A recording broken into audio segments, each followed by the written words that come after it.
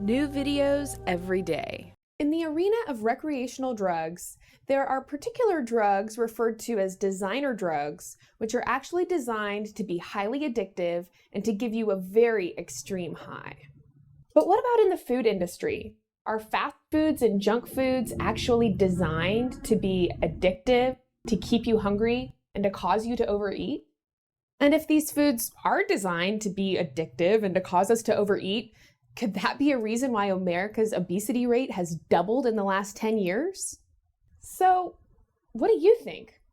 Are there foods out there that you crave even though you know they're not good for you?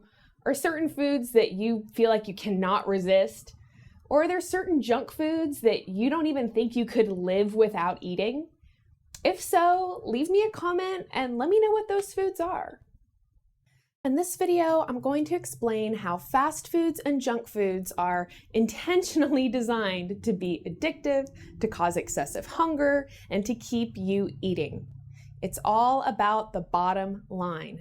The more that they can keep you eating their food, keep you returning for that same food, and keep you hungry, the more that's going to increase their profit and improve their bottom line.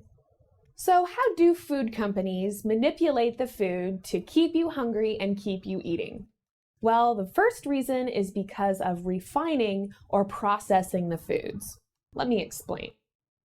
Refining is the process of taking a complex substance and stripping away parts of it until you have an intensified and pure substance. One great example of the refining process is cocaine. You take the otherwise pretty benign coca leaf and strip away all of the other parts until you have the substance cocaine. Now, if you actually took a coca leaf and chewed on it, you get a slight numbing effect, but you wouldn't get high the way that you do when you ingest cocaine. Another example of the refining process is to think about distilled alcohol, where you actually take a substance and then distill it even further so that you have a substance with an even higher alcohol concentration. This is why a refined substance like Everclear is gonna get you drunk a lot faster than wine. The refining process that's used to make super intense drugs and alcohol is also used to make your food. So, for example, the white bread used in hamburger buns is the cocaine version of an actual whole grain or whole grain bread. Seems a little hard to believe, but let me give you another example. When you refine a food, you're taking away many of the food's components, like the fiber or the micronutrients, the vitamins, the minerals, so that you're left with one substance, which more often than not is sugar. Specifically, let's talk about high fructose corn syrup, which obviously comes from corn. A cup of corn by itself contains 12 grams of fiber, vitamin A, C, E, and K, thiamine, riboflavin, vitamin B6, vitamin B12, pantothenic acid, folate, calcium, iron, magnesium, phosphorus, potassium, sodium, zinc, copper, manganese, and selenium. High fructose corn syrup, on the other hand, contains no fiber, 0.1 milligram of riboflavin, no other vitamins, and pretty much all of the calcium, magnesium, potassium, phosphorus, and minerals have been completely stripped away. So we can see that the whole food, the corn, contains fiber and a whole bunch of micronutrients like vitamins and minerals, but the refined, processed food contains virtually none of those and has been refined to basically just sugar. So factor number 2 in why fast foods and junk foods cause us to overeat and cause us to always be hungry is low nutrient density, which is caused by the refining process that strips all the nutrients away from the food. The idea that we eat food to consume calories because calories give us energy has been thoroughly ingrained in our heads. But it's really important to understand that the body needs a whole host of other nutrients in order to function. That's fiber, that's vitamins, minerals, antioxidants, and a whole lot of other nutrients that can only be found in whole natural foods. And if your body isn't getting the nutrients that it needs, it doesn't matter how many calories you eat, your body will still be hungry. So you can go out to the fast food joint and eat a 2,000 or 3,000 calorie lunch, but if your body isn't getting the nutrients that it's needing, It's still going to be sending you messages that you're hungry, and you're still going to be experiencing food cravings, even though you've eaten way more calories than your body actually needs. So this is one way that the food industry keeps us hungry. The process of refining foods and stripping away nutrients causes us to have nutrient deficiencies that are going to cause us to continually be hungry. Factor number 3 is fiberless foods. Fiber is another nutrient that is often stripped away from junk foods, processed foods, and fast foods, supposedly just to extend the shelf life. But for 3 different reasons, stripping away the fiber is actually going to cause you to overeat and cause you to be addicted to the foods. The first reason is that fiber actually expands in your stomach, and it's one of the primary things that contributes to us feeling full and feeling satiated. And without the fiber in the foods, it's going to take a lot longer for our stomach to send us a message that it's time to stop eating. Reason number 2 is that fiber is very important for regulating blood sugar. And when you take the fiber out of a food, it's going to cause your blood sugar to spike a lot more severely. And if you've paid attention in my previous videos, then you already know that spiking your blood sugar is going to cause a severe insulin response that's going to cause you to store fat. It's going to cause you to be hungry again sooner, and it can also cause you to have a sugar crash or bottom out and leave you feeling tired and groggy. The third reason is that foods that have been stripped away of their fiber have higher calorie density, and I talked about this in my previous video about superfoods and junk foods. Great example would be looking at a Big Mac and an apple. Both of them contain the same amount of fiber, about 3 grams, but an apple only contains 65 calories, whereas a Big Mac contains about 600 calories. So bite for bite, a fiberless food is going to contain way more calories than a whole natural food. Factor number 4, sugar addiction. Have you ever had an intense sugar craving? So intense that it is all you can do to not just pile huge amounts of sugar in your face? What's the difference between a sugar craving and a caffeine craving or a nicotine craving? What's the difference between being addicted to sugar or being addicted to a recreational drug? The truth is that refined sugar acts just like a drug when it enters the body. And research has shown that the body treats sugar the same way it treats any other toxin, and that it actually has to be detoxified in the liver the same way that alcohol does.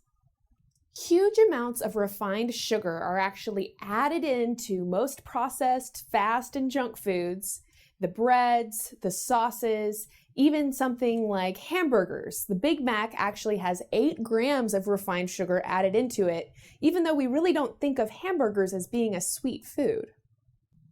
So while we don't have time in this video to delve too deeply into sugar addiction, we will address it in a future video, so be sure to subscribe.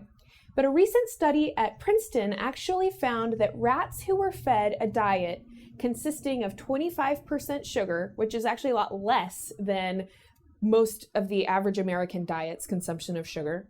And when they took the rats off the sugar, they actually went into a state of anxiety with chattering teeth and the shakes and a whole lot of withdrawal symptoms that are very similar to the withdrawal symptoms that we see from morphine, nicotine, and other drugs. The 5th factor is rapid blood sugar swings. Now, when we're consuming refined, processed, and junk foods, they are going to spike our blood sugar very quickly and very intensely. Now, when that happens, that is a deadly state for the body. So the body's going to flood with insulin. Insulin will escort the sugar around to your cells, and the cells will use what sugar they can, but all the excess sugar is going to be turned into fat. And pretty soon, you're going to have low blood sugar, which is also potentially deadly for the body. So that your body's going to cause you to start having sugar cravings. At the same time, when you have these huge, rapid raises and drops in blood sugar, that's also going to cause you to be moody, to be groggy, to feel tired, low energy, and just feel crappy all the way around. Now, too many of these spikes and drops in blood sugar over the period of time will contribute to your body developing type 2 diabetes, will contribute to your insulin suddenly not functioning as well anymore. Also, you should know that every time you're spiking and bottoming out, you are storing fat.